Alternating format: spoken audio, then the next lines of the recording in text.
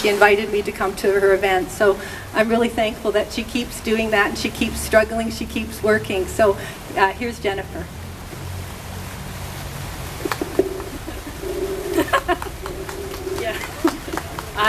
Thank you everyone for coming down. This is amazing having so many people down here. I'd like to acknowledge Kristen. This is her 14th day of hunger strike. She's been leading the way down here for 14 days. And she needs as much support as she can have as possible. And we need the media to come down. So if everyone here could call up your MPs, call up your MLAs, call up CBC, they're just across the street. Tell them that they've got to come down here. They've got to show what's actually happening. They've got to give us adequate coverage. Site C is a proposed 60-meter high, 1,050-meter long hydroelectric dam on the Peace River on Treaty 8 territory in northeastern British Columbia. It would create an 83-kilometer long reservoir submerging 78 First Nations heritage sites, burial grounds, and places of cultural and spiritual significance. It is a flagrant violation of the Constitution Act because the government is ignoring treaty rights while also flooding approximately 5,550 hectares of ALR land that could sustain us for future generations for our food security. On April 5th, we're going to be having a rally outside the BC Supreme Court, and I'd like it if everyone here could come down and bring their friends. It'll be at 12 p.m. It'll be at the Supreme Court on the Hornby and Nelson entrance at 12 p.m. Bring your friends, tell your family. Let's get people out there to support the appeal process and tell the government that we don't want Site C.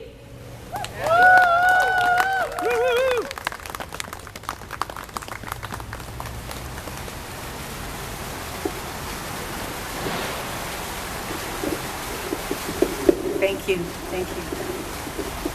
I guess I'm next. So I'm just going to introduce myself. My name is Shirley Samples, and I'm from a group, a grassroots group here in Vancouver called We Love This Coast, which you'll see that banner. And we started our journey for the thing that we're fighting is Kinder Morgan pipeline. So that's kind of where my heart is in protecting our beautiful Salish Sea. But what I'd never heard of Berta before. So when I heard about her and her struggles, I started to do a little bit of reading. And I thought that the best way to start a talk about her was to actually say the words that she said. She accepted an amazing prize called the Goldman Prize in 2015, which is given out to outstanding environmentalists. And this was part of her speech. In our worldviews, we are beings of earth and water and corn. We Lensa people are the ancestral custodians of the rivers, which are also kept safe by the spirits of the young girls, who teach us that giving our lives in different ways to defending the rivers is to give our lives for the good of humanity and this planet. A little bit of history of Berta, which I found was really interesting, is that she spent her whole life defending the territorial and cultural rights of the Indigenous peoples, the Garifuna people and peasant. In 2015, she was recognized with this wonderful prize for her highest distinction for activists. But this, in recent years, Berta was a victim, and I'm reading right from an international statement that was sent and was signed by numerous organizations from around the world. And this is what Berta lived with through the last, actually since 2009. In recent years, Berta was a victim of harassment, persecution, intimidation, stigmatization, and criminalization both by state and non-state actors due to her activities, the defending of human rights of Indigenous communities. They were opposing, and it's the irony of it, was a hydroelectric dam, which is what Kristen is doing by her stand in her hunger strike. I also read that she never held back on her views in any way. She told the truth the way it was. She continuously spoke out against capitalism, patriarchal society. And what I wanted to do is bring a little bit of connection to what she did and to what all of us are trying to do here. We know that in British Columbia and in Alberta, the government and the corporations and a lot of the governments on the planet are trying to extend the fossil fuel industry by the tar sands. They're trying to do that by creating these pipelines and also the hydroelectric dam, Site C, and then they're trying to push the LNG projects. So what I wanted us to do is to think about that this is really our front line. Each of us as a person can see the beauty that we have here on the West Coast. We look at our beautiful ocean and we can't even imagine that it could be covered with oil. But as an Indigenous woman, my great-grandparents were from Lytton area, Cooksbury band. I really, really feel that the message that Berta felt and that comes through in so many things is that Mother Earth is really in peril. She needs each of us. She needs each of us to use our voice for her, and also for all of the people that have no voice, and also for all the creatures that have no voice. I saw a movie lately, and it was an extremely good one, and I recommend it if anyone gets a chance. It's called Racing Extinction. Lots of it was sad, but also it ended on a really positive note. But it said that every year, 8,500 species are disappearing on our planet. And you think about that. If we don't take radical steps ourselves, as individuals, as society, as a country, as a group of humans, mankind might be one of those one day. But what I wanted to really talk about with Berta is why did she do the things she did knowing that she was in so much jeopardy to her own human self? And I thought about that for a while, and I thought about how all of us, when we do things, we do them because out of love or out of fear. Fear immobilizes us. But that's what the governments use and the corporations use. They try and intimidate us and tell us that something bad's going to happen. But Berta didn't let that happen to her. She let love transcend everything.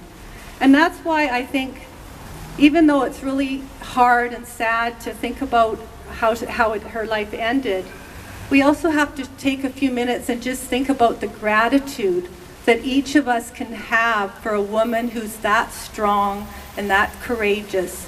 And maybe in just one little tiny way, each of us can grab onto that. And in times when we need to speak out or need to go to an event, because I'm telling you, we need people at events. We need people to be supporting. We need people organizing. It's a lot of work, but it's so rewarding. But that's who and I wanted to end my little part with, I wrote a poem about a year ago, because sometimes when we take the role of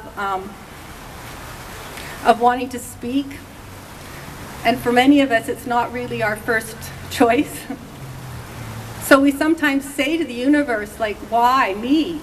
And that's kind of how I felt. I thought, why me? Why do I feel this incredibly need to be able to speak out? So I wrote a poem, and it basically, it says, Mother Earth speaks to us, will we listen, and why me? Some things are beyond our understanding or control. Sometimes we are led by a force that is bigger than ourselves, a grander purpose than we ever envisioned possible. A gentle nudge from her when we feel apprehension and unworthy of the task. Our Mother Earth speaks to us if we will listen. She picks us for her reasons, unable to comprehend. We cannot help but ask, why me?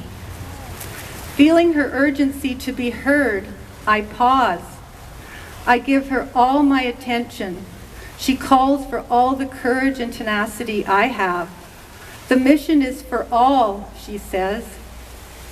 My heart responds, unable to refuse her calls for help. I say with a strong, empowered voice that I didn't know I had, I am your vessel to say what needs to be said, to do what needs to be done, and to be what needs to be. I see it as a possibility that shines and shimmers like a raindrop in a sun shower. In unison, my mind, heart, and soul say these words. Her voice, my voice, our voice.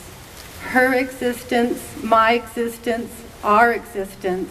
Her world, my world, our world. Her life, my life, our life. Her love, my love, our love.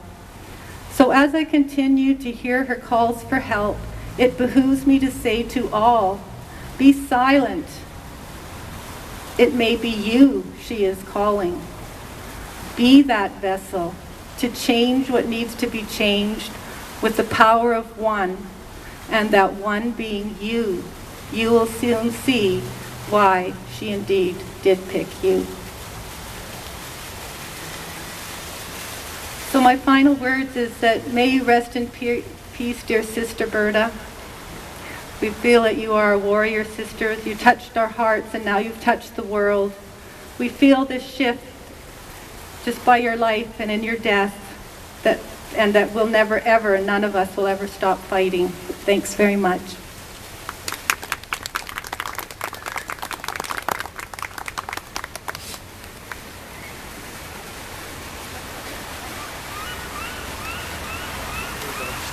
So, Ruth is going to sing us a song.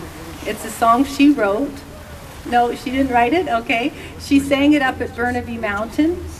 And many that I know that there's many that are here were at the mountain, and it's called the Mountain Song. That's what we're here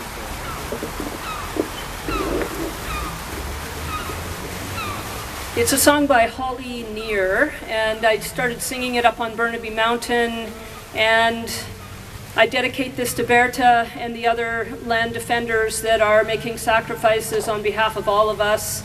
And it's very much a song of solidarity and of warrior spirit and women's warrior spirit and protecting the land.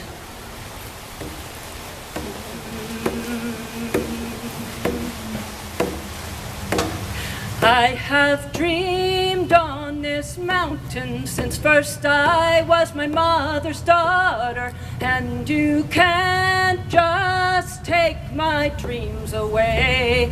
Not with me watching, you may drive a big machine, but I was born a great big woman, and you can't just take my dreams away. Not with me fighting. This old mountain raised my many daughters. Some died young, some are still living.